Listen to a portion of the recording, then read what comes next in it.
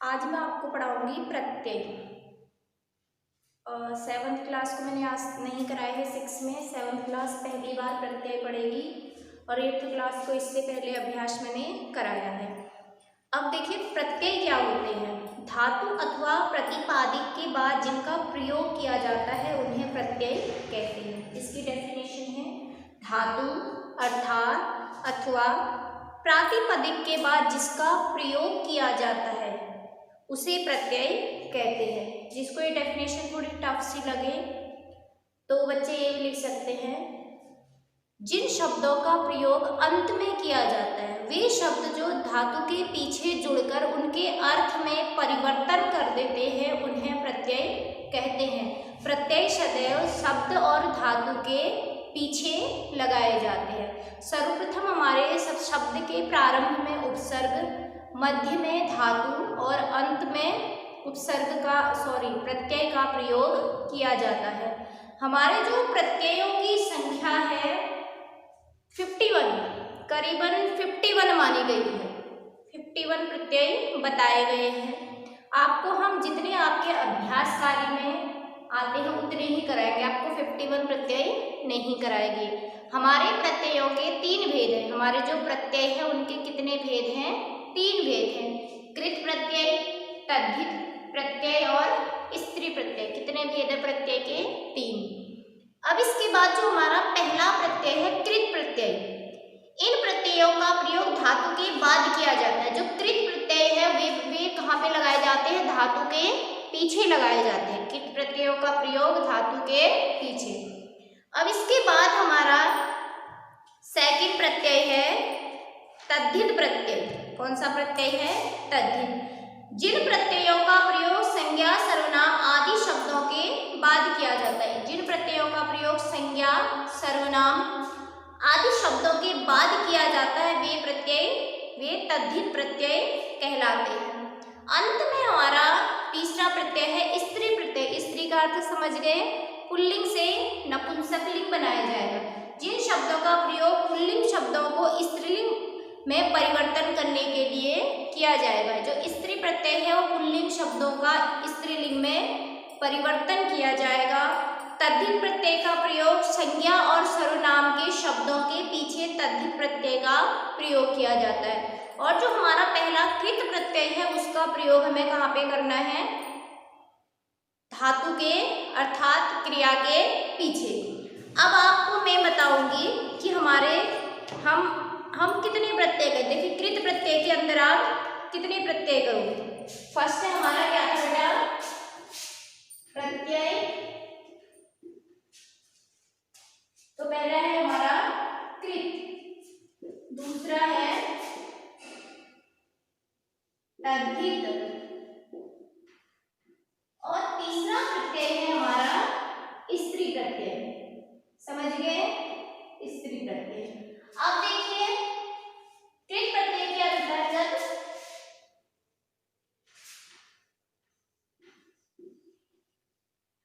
ये है त और त। इसमें जो आधा क है वो सदैव साइलेंट रहता है। आप लिखोगे इस तरह से, लेकिन जब आप बोलोगे तो यह क्या होगा? हमारा साइलेंट होगा। वैसे तो यह कद है लेकिन हम इसको बोलते हैं त और त। ये दोनों का जोड़ा है। इसके बाद का प्रत्यय देखिए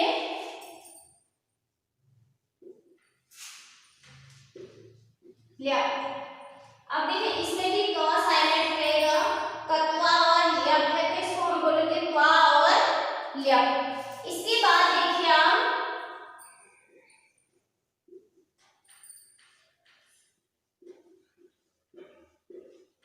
वाला जो स्त्री प्रत्यय में तव्यत और अनियर प्रत्यय। ठीक है। इसके बाद वाले प्रत्यय में देखिए क्षत्रिय और शानस प्रत्यय। और अंतिम हमारा इसमें आता है तुमुल प्रत्यय। कौन सा प्रत्यय आता है?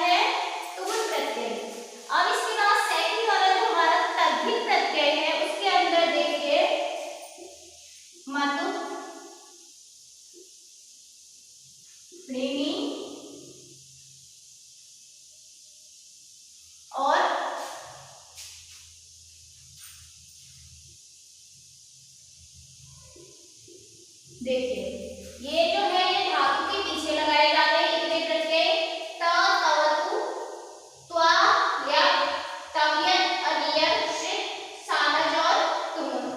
अब देखिए तद्धित है महतु, ऋणी, ऋणी, त्वा, तल, ये प्रत्यय किसमें लगाए जाते हैं?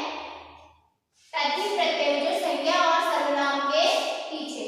अब यहाँ पे देखिए स्त्री प्रत्यय,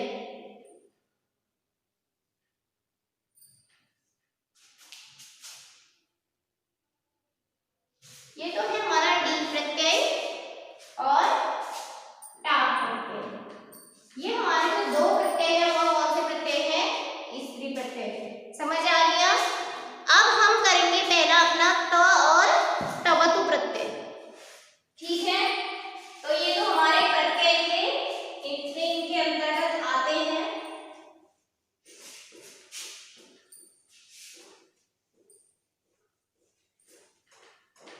अब आप इसके बाद देखिए हमारा जो पहला प्रत्यय है,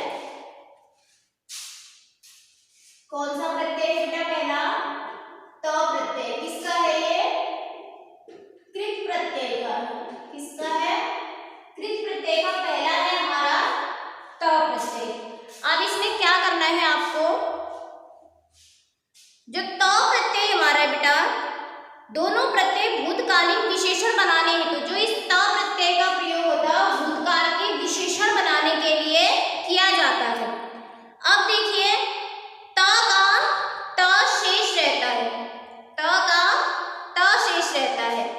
अब इसमें देखिए केवल कर्मवाच्य तथा भाववाच्य में होने के कारण में तृतीया विभक्ति में होता है। सदैव यह किसमें होता है? तृतीया विभक्ति में रहता है। जो हमारा ये त प्रत्यय है बेटा, इसका जो क है ये हट जाएगा जब आप प्रत्यय को जोड़ोगे तो उसमें आपको त दिखाई देगा, लेकिन यह क दिखाई देगा। इसमें त क्या बचा? हमारा शेष।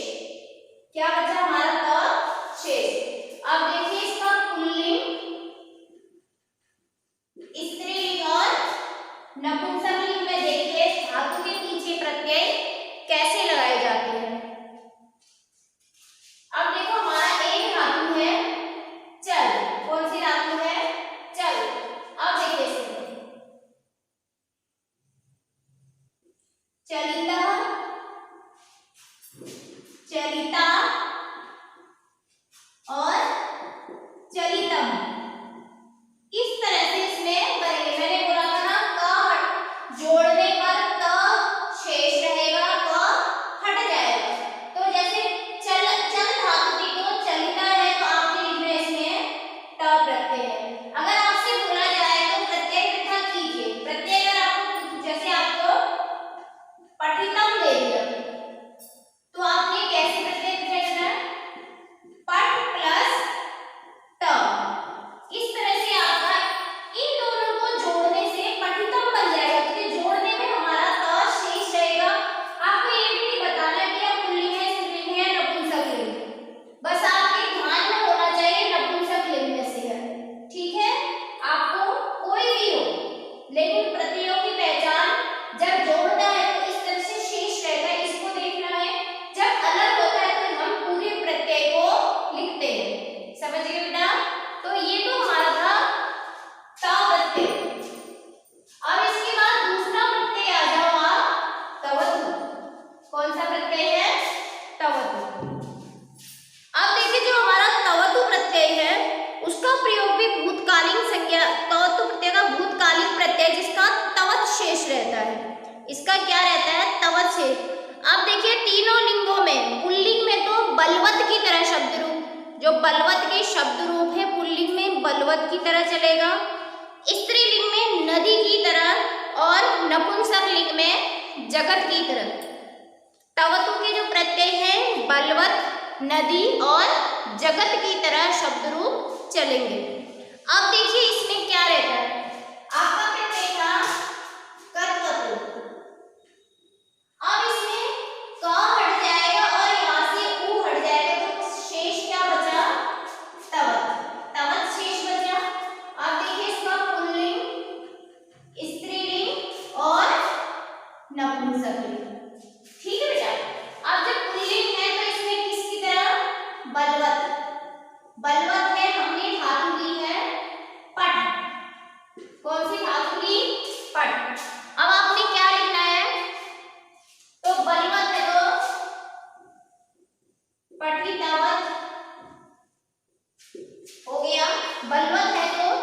पठितवत, स्त्रीलिंग है तो पठितवान,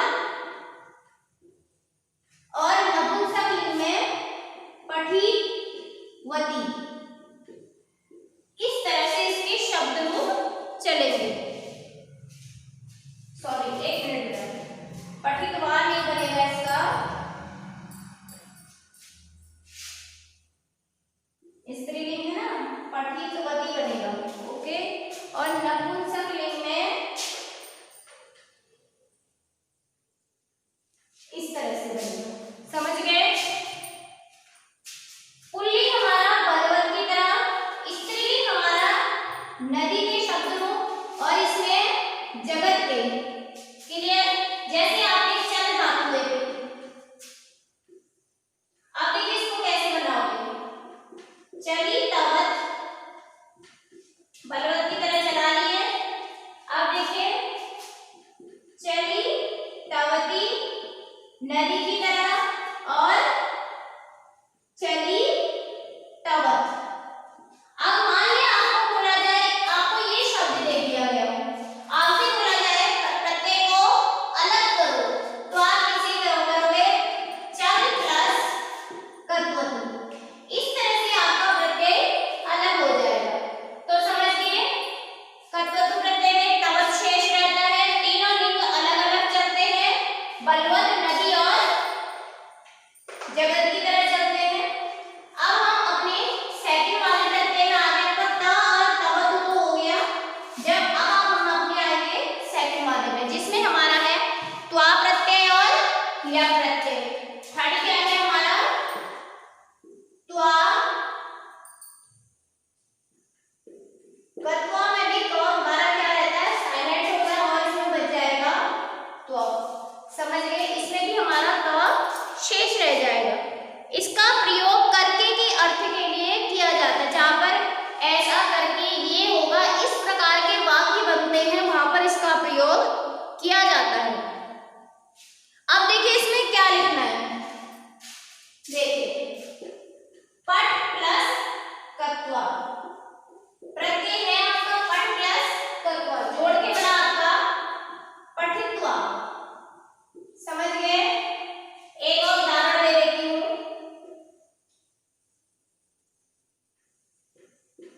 रुद्र प्लस कत्वा, रुद्र पता है किसे बोलते हैं? रोजा। रुद्र प्लस कत्वा रुदित्वा। तो हमारा जो त्वा का क्या रहेगा? त्वा इसमें शेष रहेगा। समझ गए? जहां पे करके इस तरह से वाक्य बनते हैं, वहां पे कत्वा प्रत्यय का प्रयोग किया जाता है। इसके बाद हमारा है य प्रत्यय। कौन सा प्रत्यय है? यह धातु के पूर्व में कोई उपसर्ग जुड़ा हो। जो हमारा य प्रत्यय है बेटा, एकमात्र ऐसा प्रत्यय है जिसमें आप उपसर्ग भी दिखाओगे, धातु भी दिखाओगे और प्रत्यय भी दिखाओगे। अब देखिए हमारा जो य प्रत्यय है वह कहाँ पे यूज होता है?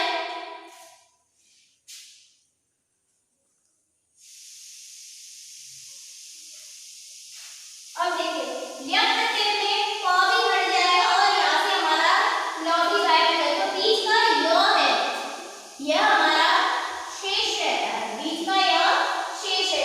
उपसर्ग, धातु, प्रत्यय तीनों का यहाँ पे योग बनता है। देखिए आपका शब्द है आदाय, है ना बेटा? आदाय। अब ये देखिए हमारा उपसर्ग है, ये हमारी धातु है, और ये हमारा प्रत्यय है। अब देखो कैसे करोगे? आ प्लस दा प्लस ल्या। समझ गए? दा का अर्थ देना, आदाय मतलब लेना। जैसे आप एक और करो, क्या करोगे? विदाई। हो गया? बी प्लस दा प्लस ल्या। जब जोड़ोगे तो यह आपको दिखाई देगा। यहाँ से आपने पहचाना है कि ये कौन सा प्रत्यय है? ल्य प्रत्यय। बस ये प्रत्यय नहीं, आपको तीनों चीजें उपसर्ग। आप यहाँ से भी डेफिनेशन लिख सकते हो। उपसर्ग सदैव शब्द या धातु के पहले का प्रयोग होता है, धातु का प्रयोग मध्य में होता है, और अंत में हमारे उपसर्ग का प्रयोग किया जाता है। अब इसके बाद देखिए बेटा, प्रत्यय में से जो हमारा अगला प्रत्यय है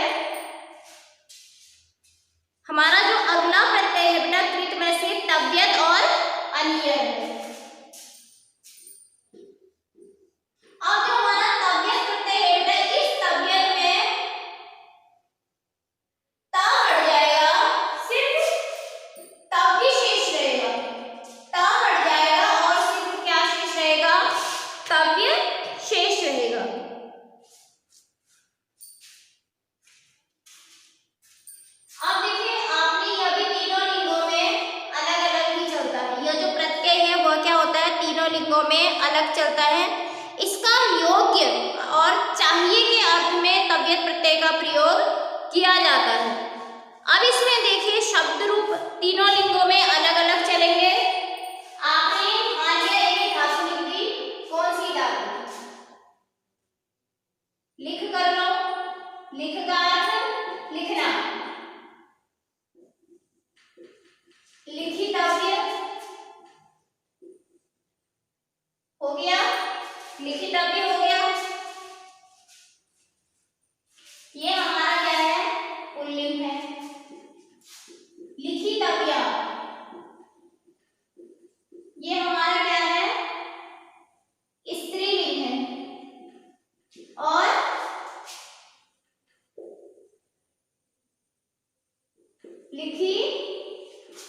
लिखितव्यम ये हमारा क्या है बेटा, नपुंसकलिंग है। यह भी क्या है, तीनों लिंगों में अलग अलग चलता है, लेकिन आपने इस तव्य को देखकर पहचाना है कि यह तव्यत है। अब मान लें आपसे बोला जाए कि प्रत्यय अलग कीजिए, तो कैसे करेंगे, लिख प्लस तव्यत, इस तरह से आप अपने प्रत्यय को अलग करें। जैसे आपने संधि विच्छेद करे थे वैसे ही प्रत्यय को अलग करेंगे, ठीक है।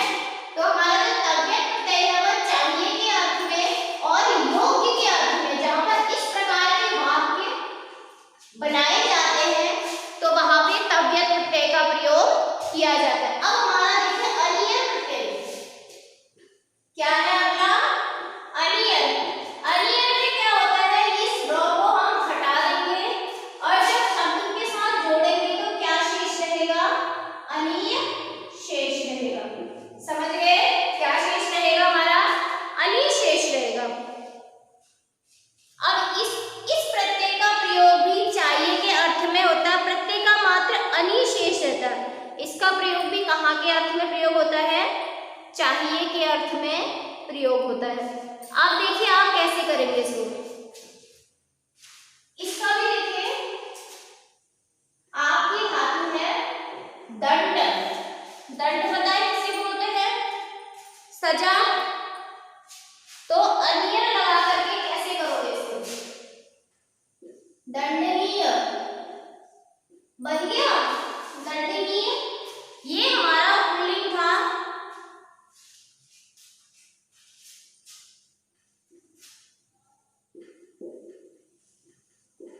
ये हमारा स्त्रीलिंग में और ये हमारा नपुंसकलिंग में। समझ गए, जो पीछे का नी अ, तो इसमें दंड में अ की साउंड आए तो दंडनीय, अपने आप ही अनियर जोड़ करके यह कौन सा प्रत्यय बना, अनियर। तो आपने यहां से पहचाना, आपसे पूछा गया दंडनीय में कौन सा प्रत्यय लगा है, तो आपने पहचाना है अनियर प्रत्यय।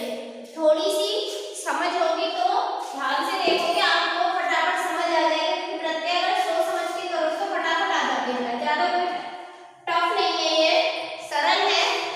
अब इसके बाद हमारा जो हमारा है श्रित प्रत्यय और सानच प्रत्यय। देखिए जो श्रित प्रत्यय है वर्तमान काल के लिए किया जाता है, जो क्षत्रिय प्रत्यय का प्रयोग है वह उसका प्रयोग किसके लिए प्रयोग किया जाता है, वर्तमान काल। क्षत्रिय का अत शेष रहता है, क्या शेष रहता है, अत। अब देखिए अत शेष कैसे रहेगा, ये हमारा है क्षत्रिय प्रत्यय, क्लियर। अब हमारा इसमें शेष रहेगा अत, कैसे, यहां से ई को हम हटा देंगे, जो ये स है, स के बाद जो हमारी अ की साउंड है उसको हम जोड़ देंगे, तो ये हमने ऐसे करके जोड़ दिया, तो क्या शेष रहा हमारा, अत शेष रहा। अब इसका प्रयोग किसके लिए होता है, वर्तमान काल के लिए, ठीक है।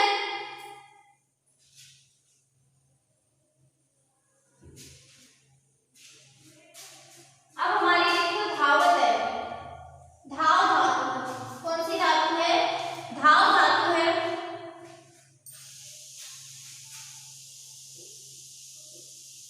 हमारी जो पुल्लिंग में है वह धावत, देखो अत आया ना,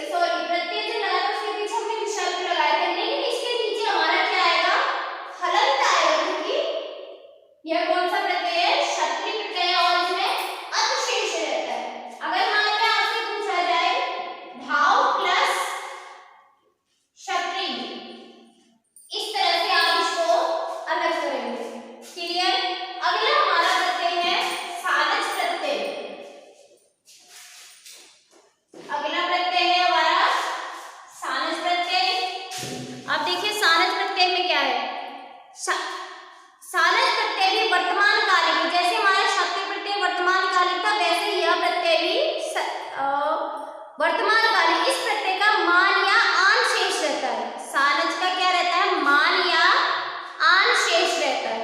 समझ गए? अब देखिए हम जो सानच प्रत्यय है,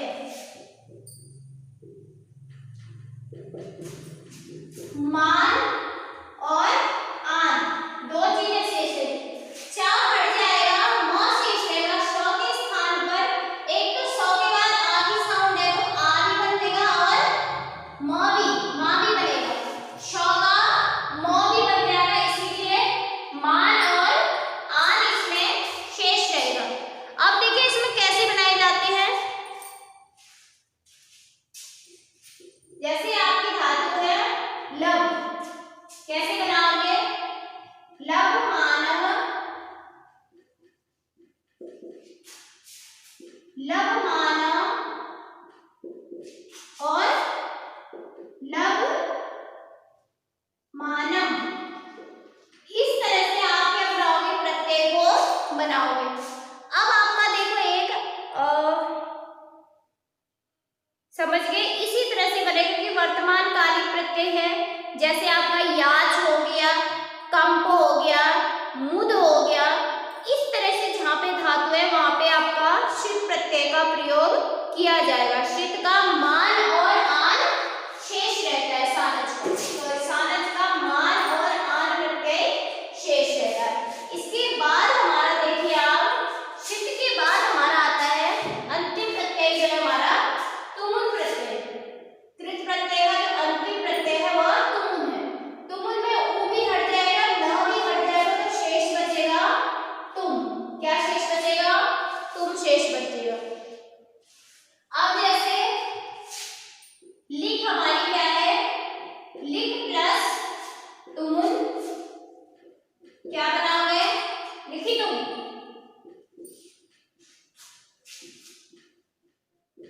हो गया।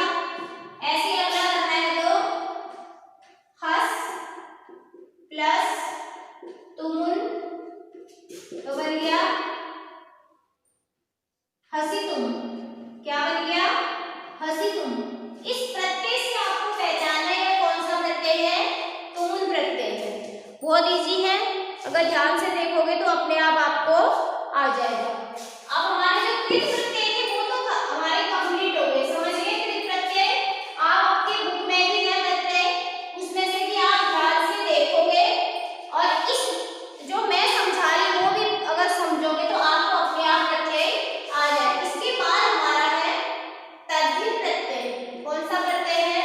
तद्धि, जिसमें आपका मतु और ऋणी दो प्रत्यय आ रहे थे।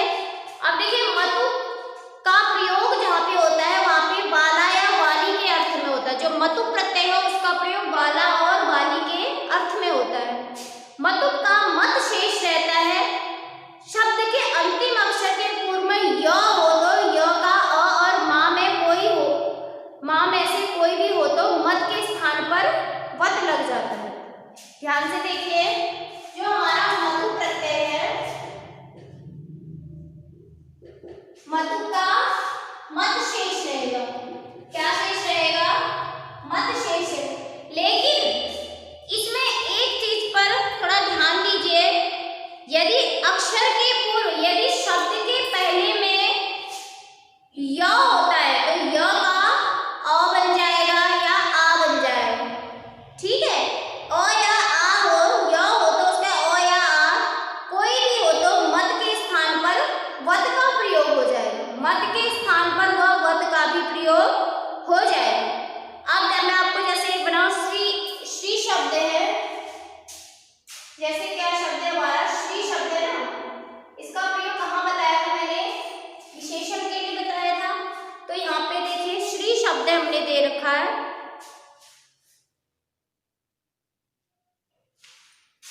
वैसे में देखा जाए तो यह जो इसका मूल रूप है क्या है?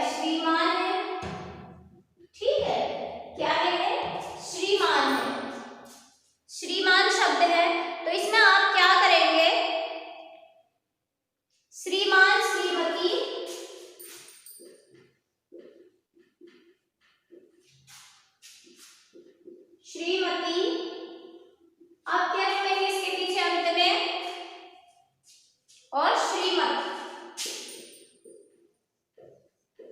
तो ये हमारा पुल्लिंग, सॉरी, ये हमारा जो अंतिम वाला है वो नपुंसकलिंग है, और इससे पहले वाला जो है वो स्त्रीलिंग है, और अंतिम पहला वाला हमारा पुल्लिंग है। तो इसका प्रयोग किसमें होता है? विशेषणों में किया जाता है। ठीक है, इसके बाद हमारा अंतिम प्रत्यय है ऋणी प्रत्यय। जो सॉरी तद्धित प्रत्यय हमारे दो ही थे, तो इसमें जो ऋणी प्रत्यय है उसको ध्यान से देखिए। क्लियर? अब जो हमारा ये प्रत्यय है ऋणी, इसका प्रयोग अर्थ भी युक्त वाला या वाली के अर्थ में किया जाता है। इस प्रत्यय का इन शेष रहता है। इस प्रत्यय का क्या शेष रहता है? ऋणी का इन। ये हट जाएगा, ये न और छोटी ई की मात्रा, ये पूरा मैथड आप हटा दो। जो ऋणी प्रत्यय है ना हमारा, ये वाला जो प्रत्यय था उसमें से आप ये आगे का मैथड पूरा हटा, इस ई की मात्रा और न को पूरा जोड़ेंगे तो बन गया हमारा इन प्रत्यय।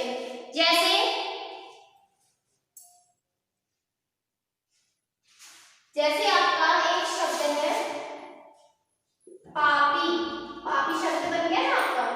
तो पापी में से आप देखिए, पहला आपका बन गया पापी,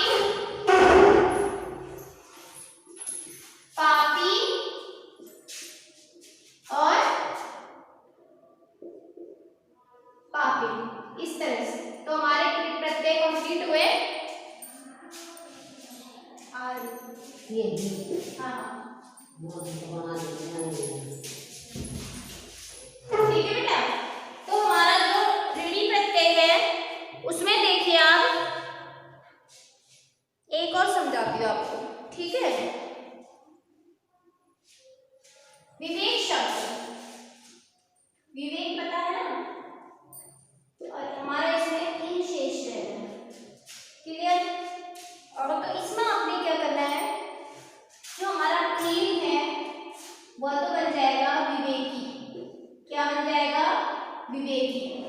थोड़ी विवेकी बोलने में बड़े की मात्रा आ रही है, ठीक है। और सेकंड वाला विवेकिनी, जो स्त्रीलिंग है वह विवेकिनी। ठीक है बेटा, यह हमारा पुल्लिंग है, यह हमारा स्त्रीलिंग है। अब हमारा जो अंतिम वाला शब्द आता है वह है नपुंसकलिंग। तो इसमें आपका क्या बनेगा? विवेकी, इस तरह से। दुखी, दुखित, धनी, धनी, धनी, जो भी विशेषण वाले शब्द जिसमें इन की साउंड आएगी वहां पे ऋणी प्रत्यय। जो अब हमारा इस प्रत्यय के बाद आ जाइए आप, जो हमारा लास्ट प्रत्यय था हमारा स्त्री प्रत्यय, सॉरी अभी और इसके त्वल और तल। ठीक है, जो हमारा ये प्रत्यय है ये तो स्त्रीलिंग की तरह ही है, लेकिन जो हमारा जो त्व प्रत्यय है उसका क्या शेष रहता है? तो ही उसमें शेष रहता है। इस प्रत्यय का त्व ही शेष रहेगा। समझ गए? अब देखिए इसमें क्या करेंगे आप,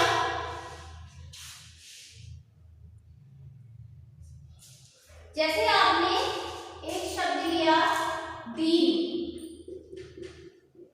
दीनत्व, जैसे हम बोलते हैं ना देव, देवत्व, देव शब्द है ना तो बन गया देवत्व।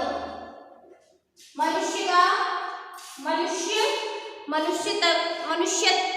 मनुष्यत्व, और चारु, चारुत्व, मित्र, मित्रत्व, पटु, पटुत्व, कठोर, कठोरत्व। इस तरह के शब्द जहाँ पे बनेंगे वहां पे कौन सा प्रत्यय आएगा? त्व प्रत्यय। लेकिन अब हमारा जो तल प्रत्यय है, अब हमारा जो इसके बाद का प्रत्यय है तल, उसमें देखिए आप, इसमें क्या है? आ की मात्रा आ जाएगी। आ हमारा स्त्रीलिंग से, जैसे कठोर है, भाववाचक में देखो कठोरता, ठीक है। कोमल है, भाववाचक में आ जाओ कोमलता। इस तरह से इसमें शब्द बनेंगे। तो ये हमारा तल प्रत्यय है, कठोरता, कोमलता और दीर्घता, पूर्णता और घनता, जमता। जहां पर ऐसे शब्द आएंगे वहां पे तल, और जहां पे त्वा आएगा वहां पे त्व प्रत्यय। अब हमारा इसके प्रत्यय में आ जाएगा टाप और डीप। टाप प्रत्यय में क्या बताया था मैंने, हमारा स्त्री प्रत्यय था तीसरा,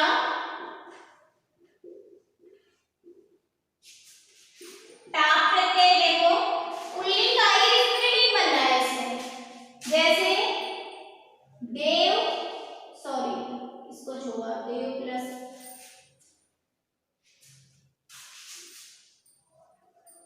अज प्लस टाप, अज बकरा, अजा बकरी, तो बन गया टाप। तो बन गया, क्या बन गया, ये स्त्री का टाप प्रत्यय बन गया। समझ गए, पुल्लिंग का ही इसमें स्त्रीलिंग बनाना है। ऐसे ही प्रिया प्लस टाप तो प्रिया बन गया, अश्व प्लस टाप तो अश्वा बन गया। इसी है, पुल्लिंग का ही स्त्रीलिंग बनाना है। अब इसके बाद देखिए, आप इसके बाद जैसे गाय प्लस टाप, तो क्या बन गया बेटा, गायिका। देव प्लस टाप तो क्या बन गया, देविका। अब देखिए इसके बाद हमारा जो प्रत्यय आता है वह हमारा है, अंतिम जो प्रत्यय है हमारा, वह प्रत्यय है हमारा डी प्रत्यय। कौन सा प्रत्यय है, डी।